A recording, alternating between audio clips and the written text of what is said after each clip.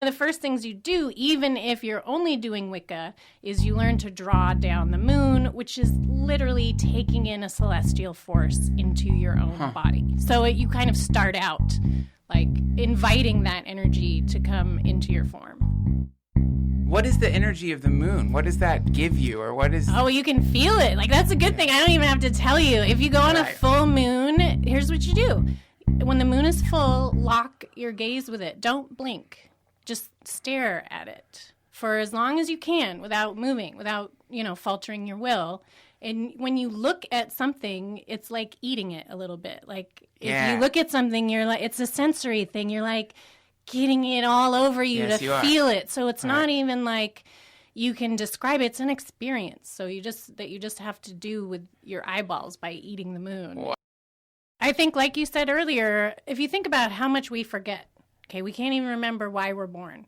Yes. Do you think it's possible that we could have picked something, right, consciously? If we can't consciously remember even being born, but we know we were there, it makes sense, logically speaking, that there would be maybe other thoughts even before that. Right. Unless you just think, like, knowledge and consciousness exists only in a formed brain. Right.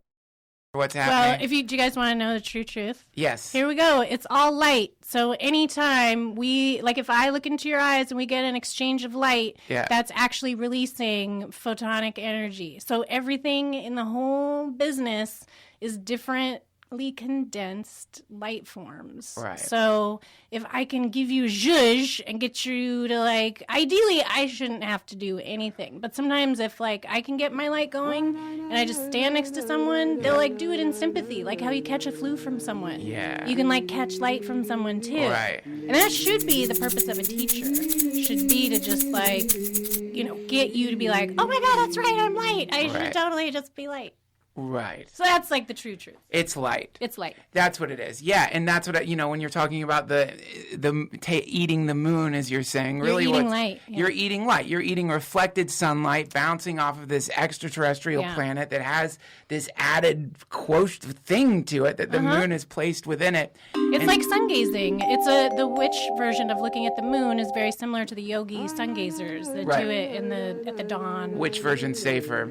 I think. Right. Now, these packets, the light is information, isn't it? That's correct. So contained inside these photons. Like little prisms. Little quartzes. They're prisms. We're like little crystals. So each photon is like a little crystal. Yeah.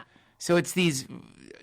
And actually, God, I just read that they had somehow managed to turn light into crystal. Did you hear about that? No, but it makes sense. By changing its frequency, they crystallize light.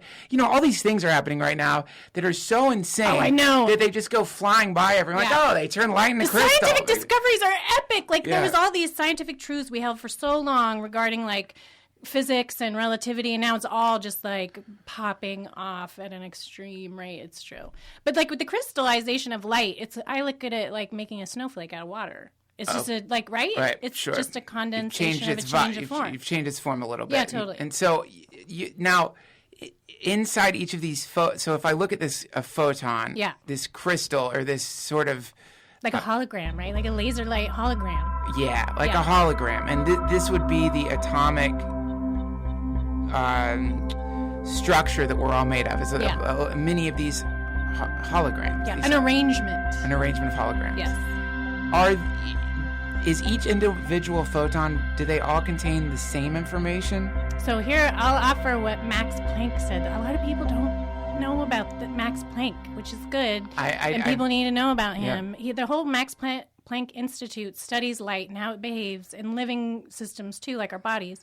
What he proposed is that all light is only one being. So even though there's separate photons, that it's only one thing. Because the reason he said that is if you do something to a photon over here, a photon somewhere way far away will have a memory of what happened to that other photon, which is insane, unless they just shouted through interdimensional wormholes at each other. Yeah. Hey, this just happened to me. But that would mean every single photon would be like, hey, you guys, check out what just happened to me. Yeah. That's cuckoo pants. Instead, it's they're an entire body, one living organism. Right. So it's like DNA, right? If my fingernail cell if I go in deep enough, it has the DNA from my liver, from my heart, from my brain. Gotcha. So that's what light is. Gotcha. Yeah, like DNA. So in DNA, I've always thought of as the kind of, if there was ever a signature that an alien put inside of all life, it would look like DNA. It looks like a signature. Yeah, well, we have alien DNA in us, actually. It's mitochondrial DNA. Right. You have 2 different kinds of DNA in your body. Right. One is yours in your cells, and the other one is in the mitochondria, which are these like semi-parasitic organisms that just kind of hang out in us and give us all the energy that we have. Right. So your inner authority has been called like your conscience. If you look at like what is your conscience, it's described literally as a light. Yeah, really? Oh, go on Wikipedia, like it's Cuckoo. It's a light that is located above your head. So when you get connection with your conscience, which isn't just like, you kind of get there when you go between the angel and the devil, going like, you're a loser, you'll never make it. And then like, no, you're a messiah, you're awesome. Right. So your conscience is kind of somewhere in between there where you go, neither of you guys is right. Right. Just be quiet. And then you kind of like chill out. And then you let what's really going on outside of your own opinions come into you. That's what I think that connection is. Right. Does that make sense? Yes, it does. So you're sort of pushing. Yeah, so it's like getting snow out of a driveway. Okay, that's super cool. So these two, the what negativity and the positivity, and all the thought patterns that emerge from it. This is the snow on the driveway, and you push that away, and then all of a sudden that's when you are making contact. Correct. With what? That's a good question. I feel like it is like your will, your true will or intent. So like if you can imagine your consciousness, whatever that is some kind of light that has its deal that it came in to do.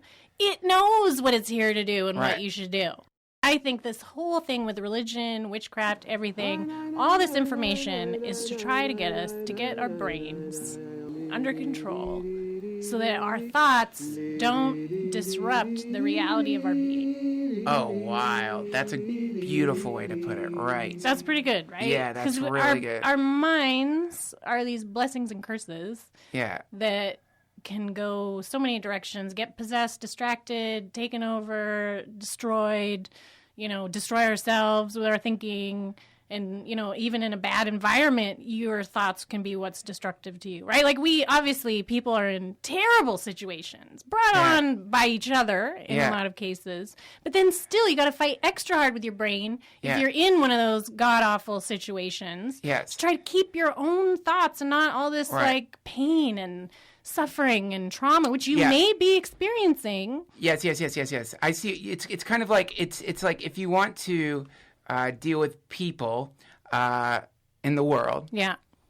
This is first fix yourself. Work on yourself. Or this is the idea of like you can either put leather all over the entire planet or you can put on shoes. It's accurate. And so in the same way that if you want to deal with the next level up, which would be these beings that you're talking about, same concept identically. So in the practice of witchcraft, step 1 is... take in the light. Get it in you, right? Cool. That's why it's traditionally women and like the whole sex stories. Like I think about it. Think about that. What is sexuality is being penetrated by a force outside yourself. But like that erotic energy, that can go to a lot of different places, right? You look at that in terms of galaxies, in terms of, all kinds of things that aren't anthropomorphized. So it's like you're allowing this sword of light to kind of just penetrate you and come in, and that's the difficulty is receiving it, right? That you talked about, not wanting that, thinking you're not worth it. That's it. Or that you can't do it. Primary difficulty. Yeah. So that's the taking in the moon then. Yeah. Is taking it. Oh, that's so cool. Yeah. How badass. Pretty good, right? Thank you, thank you, thank you, thank you.